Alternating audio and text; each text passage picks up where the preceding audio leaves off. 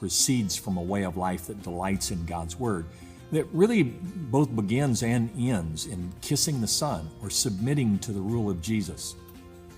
Then we turned our attention to Jesus' healing of the leper at the end of the Sermon on the Mount in Matthew chapter 8, and saw how that represented the submission in our lives that results in healing and admission to community and literally to a life of celebration.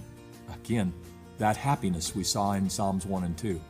Today, I want to wrap up this little journey by taking a look at the pattern of our lives, or what our lives should look like as a result of all of this. We're going to look at that through the lens of Jesus in that same account in Matthew chapter 8. Now, Jesus challenged all the social and religious contracts of the day when he healed the leper in Matthew 8. He touched the man as he came to him, requesting to be healed. As he touched lepers, he healed people on the Sabbath. As he treated women as equals, engaged and served Gentiles or people outside of his own race and culture, and as he cared impartially for both poor and wealthy people, Jesus kind of broke all the rules of his day. But by his standard, would you say you've been healed? You say, what does that look like? Jesus said clearly to those who followed him, "As the Father has sent me, I am sending you." In terms of the comparison, how has the Father sent the Son?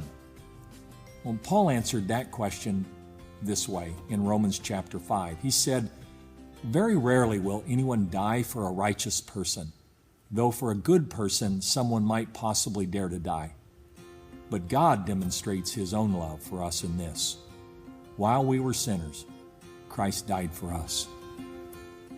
You see, friends, the bottom line is that Jesus was sent to serve and save people like us. Hateful, disagreeable, angry, violent, disrespectful, immoral, ignorant, foolish, arrogant, ungrateful people. And he did just that. Not on his own terms, but on the terms of the Father, and went right straight through a cross. So what does this mean for us? Those who bow before the Son, who have received and receive his healing touch, are having our minds restored and are celebrating our stories. How do we touch the people to whom Jesus has sent us? Well, first of all, it means that we're going to have to start using the ears we've been given. The ears to hear, not just what the Spirit says to the churches, but to what broken people are actually saying when they talk to us. You see, the skin disease of the leper Jesus healed was not his real problem. It was only a manifestation of a greater one. You see, my friends, ungodly ideas, immoral values, unbiblical opinions about human nature and sexuality, and social values that deepen the societal divide are not the problems that exist in life today themselves, but only an indication of a brokenness at a deeper level. However, unless we are willing to truly listen to the pain, the fear, and the uncertainty that exists in people's lives underneath all of that, we'll never experience the deep-seated happiness that belongs to those who truly kiss the Son. Secondly, it means that those of us who have experienced the healing touch of the Master are themselves called to a cross if we're going to listen.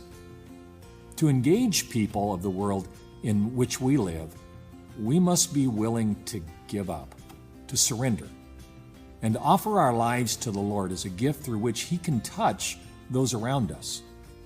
That means that we must stand for the truth, but we must do so in a tender, patient, and compassionate manner. For some of us, that means we are going back on the floor to kiss the Son, kissing the ground, asking Jesus to touch us and take away the problems, the feelings of hatred, anger, and fear in our own culture today. For others of us, it'll mean getting out of the safety of our current environments and into a world growing more hostile by the moment. Is it safe, you say? Absolutely not. But it is good. So let's go.